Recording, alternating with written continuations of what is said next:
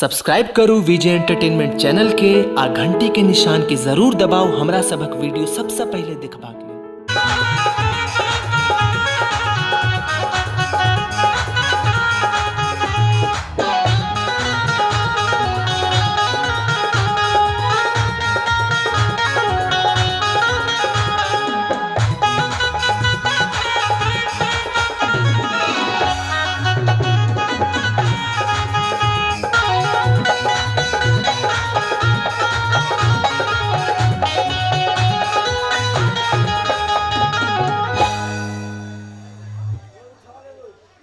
और सुंदर